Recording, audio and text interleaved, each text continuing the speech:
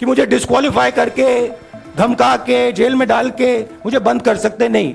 मैं हिंदुस्तान के लोकतंत्र के लिए लड़ रहा हूं और मैं हिंदुस्तान के लोकतंत्र के लिए लड़ता रहूंगा, किसी चीज से नहीं डरता हूं। इंदिरा गांधी, सोनिया गांधी के बाद अब राहुल गांधी की भी सदस्यता रद्द हो गई है। राहुल गांधी परिवार के तीसरी पीढ़ी के नेता हैं जिन्हें लोकसभा की सदस्यता से हाथ धोना पड़ा है। उन्हें मोदी सरनेम वाले बयान पर 2 साल की जेल की सजा सुनाई गई है, जिसके बाद उनकी सदस्यता रद्द कर दी गई। हालांकि कोर्ट ने उनकी सजा पर 30 दिनों के लिए रोक लगा दिया था और उन्हें ऊपरी अदालत में जाने की छूट दी थी, लेकिन उससे पहले ही राहुल गांधी की सदस्यता छीन ली गई। अब आपके मन में सवाल उठ रहा होगा कि क्या राहुल गांधी भी दादी इंदिरा और मां सोनिया की तरह ही मजबूती से उभर कर सामने आएंगे। नमस्कार, मैं उपेंद्र कुमार। सियासत में आज बात गांधी परिवार की 3 पीढ़ियों की, जिनको किसी न किसी वजह से लोकसभा की सदस्यता गंवानी पड़ी। लेकिन कहानी को आगे बढ़ाने से पहले एक अपील है, अगर आपको सियासत की मेरी कहानियां अच्छी लगती हैं तो आप ट्विंट मेंबर बनिए और हमें सपोर्ट कीजिए। इसके कई फायदे भी हैं जिन्हें आप इस वीडियो के डिस्क्रिप्शन में देख सकते हैं।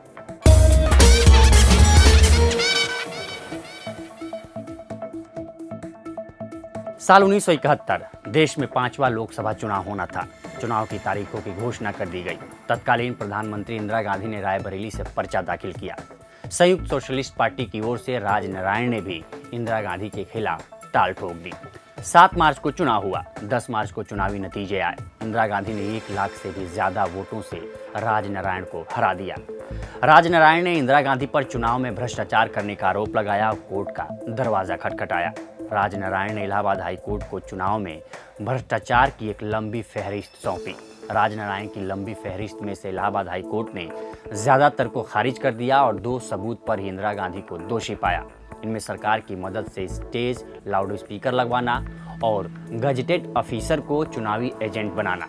हाई कोर्ट ने इसे लोक प्रतिनिधित्व अधिनियम के सेक्शन 123(7) का उल्लंघन माना और 12 जून 1975 को इलाहाबाद हाई कोर्ट के जस्टिस जगमोहन लाल सिंह ने इंदिरा गांधी का चुनाव निरस्त कर दिया और इसके साथ ही उन पर 6 साल का प्रतिबंध लगा दिया गया।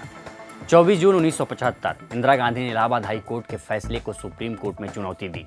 सुप्रीम कोर्ट की छुट्टियां थी, लेकिन देश के उच्चतम न्यायालय ने हाई कोर्ट के फैसले पर सशर्त स्टे लगा दिया।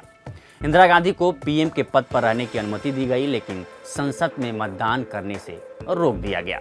25 जून 1975 को देश में इमरजेंसी लगा दी गई। 7 नवंबर 1975 को सुप्रीम कोर्ट ने इलाहाबाद हाई कोर्ट के फैसले को पलट दिया। 1977 में इमरजेंसी खत्म होने के बाद लोकसभा चुनाव की घोषणा की गई। इंदिरा गांधी ने फिर से रायबरेली से ही पर्चा दाखिल किया और राजनारायण उनके खिलाफ उतरे। जनता पार्टी के नेतृत्व में राजनारायण ने इंदिरा गांधी को 50,000 से ज्यादा वोटों के अंतर से हरा दिया। इसके साथ ही कांग्रेस को बुरी तरह से हार का सामना करना पड़ा। जनता पार्टी की सरकार बनी और प्रधानमंत्री बने मोरारजी देसाई। लोकसभा में अपनी मौजूदगी दर्ज कराने के लिए इंदिरा गांधी ने कर्नाटक के चिकमंगलूर को चुना। 1978 में चिकमंगलूर से उपचुनाव जीतकर वो लोकसभा पहुंची। 18 नवंबर 1978 को इंदिरा गांधी के खिलाफ एक प्रस्ताव लाया गया कि उन्होंने अपने कार्यकाल के दौरान सरकारी अफसरों का अपमान किया है और अपने पद का दुरुपयोग किया है। इस प्रस्ताव को खुद तत्कालीन प्रधानमंत्री मोरारजी देसाई लेकर आए थे। प्रस्ताव पास हो गया। 7 दिनों की लंबी बहस के बाद इंदिरा गांधी के खिलाफ विशेषाधिकार समिति बनी, जिसे इंदिरा गांधी के खिलाफ पद के दुरुपयोग मामले सहित कई आरोपों पर जांच करने के बाद 1 महीने में रिपोर्ट देनी थी। विशेषाधिकार समिति इस निष्कर्ष पर पहुंची कि इंदिरा गांधी के खिलाफ लगे आरोप सही हैं। उन्होंने विशेषाधिकारों का हनन किया है और सदन की अवमानना भी की है, लिहाजा उन्हें संसद से निष्कासित किया जाता है। संसद की सदस्यता रद्द होने के बाद इंदिरा गांधी ने रैलियां करना और लोगों के बीच जाना शुरू कर दिया। इधर विपक्षी एकता में टूट की वजह से 3 साल बाद जनता दल की सरकार गिर गई। साल 1980 में लोकसभा के चुनाव हुए। इंदिरा गांधी ने बड़ी ही मजबूती के साथ चुनाव लड़ा और कांग्रेस को फिर से सत्ता में लाकर खड़ा कर दिया। अब आता है साल 2004 का लोकसभा चुनाव। तत्कालीन कांग्रेस अध्यक्ष सोनिया गांधी के नेतृत्व में यूपीए की सरकार बनती है और बीजेपी नेतृत्व एनडीए की हार होती है। मनमोहन सिंह को प्रधानमंत्री बनाया जाता है, लेकिन साल 2006 में लाभ के पद का मामला संसद में जोर शोर से उठता है। ये आरोप तत्कालीन कांग्रेस अध्यक्ष सोनिया गांधी के खिलाफ लगाए जाते हैं। सोनिया गांधी पर आरोप लगाए जाते हैं कि सोनिया गांधी रायबरेली से सांसद थी। इसके साथ ही वो यूपीए सरकार के समय गठित राष्ट्रीय सलाहकार परिषद की चेयरमैन भी थी, जिसे लाभ का पद करार दिया जाता है। इसकी वजह से सोनिया गांधी को लोकसभा सदस्यता से इस्तीफा देना पड़ता है।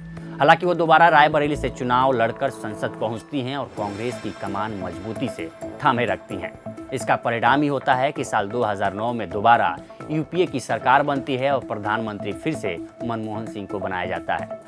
अब उस अध्यादेश के बारे में जान लेते हैं जिसे अगर राहुल गांधी ने 2013 में नहीं फाड़ा होता तो उनकी सांसदी आज नहीं जाती। दरअसल ये सब 2013 के सुप्रीम कोर्ट के एक फैसले की वजह से हुआ है, जिससे बचने के लिए तत्कालीन यूपीए सरकार के समय एक अध्यादेश लाया गया था जो राहुल गांधी की वजह से ही अमल में आते आते रह गया। 2013 में सुप्रीम कोर्ट ने जन प्रतिनिधित्व अधिनियम 1951 की धारा 8(4) को रद्द कर दिया था। सुप्रीम कोर्ट का फैसला मशहूर लिली थॉमस बनाम भारत संघ के नाम से चर्चित हुआ था। केरल की वकील लिली थॉमस ने जन प्रतिनिधित्व कानून की धारा 8(4) के खिलाफ सुप्रीम कोर्ट में याचिका दायर की थी। इसमें इस उपबंध को रद्द करने की मांग की गई थी। इसके पक्ष में तर्क दिया गया कि यह धारा दोषी सांसदों और विधायकों की सदस्यता बचाती है। इसके बाद सुप्रीम कोर्ट ने 10 जुलाई 2013 को लिली थॉमस बनाम भारत संघ मामले में बड़ा फैसला सुनाते हुए कहा कि अगर कोई विधायक, सांसद या विधान परिषद सदस्य किसी भी अपराध में दोषी पाया जाता है और इसमें उसे कम से कम 2 साल की सजा होती है तो ऐसे में वो तुरंत अयोग्य घोषित माना जाएगा। इस फैसले के बाद तत्कालीन प्रधानमंत्री मनमोहन सिंह के नेतृत्व वाली यूपीए सरकार सुप्रीम कोर्ट के फैसले के काट के तौर पर एक अध्यादेश लेकर आती है। इस अध्यादेश में सांसदों और विधायकों को आपराधिक मामलों में सजा सुनाए जाने पर अयोग्य ठहराए जाने से राहत की व्यवस्था की गई थी। अध्यादेश को मनमोहन सिंह के नेतृत्व वाली कैबिनेट से पास किया गया और मंजूरी के लिए राष्ट्रपति के पास भेज दिया गया। इस अध्यादेश को कैबिनेट ने वापस ले लिया था। अब इसी कानून की वजह से राहुल गांधी की सदस्यता रद्द कर दी गई है। राहुल गांधी परिवार के तीसरे सदस्य हैं जिनकी सदस्यता को रद्द कर दिया गया है। इससे पहले दादी इंदिरा और मां सोनिया गांधी की सदस्यता रद्द कर दी गई थी, लेकिन उस समय कांग्रेस की स्थिति मजबूत थी। लिहाजा इंदिरा गांधी और सोनिया गांधी दोनों ने ही जो भी राजनीतिक दांव पेच सहे और उठा पटक देखे, उसके बाद भी उन्होंने दोबारा मजबूती से वापसी की। सवाल कि क्या राहुल गांधी भी ऐसा कर पाएंगे?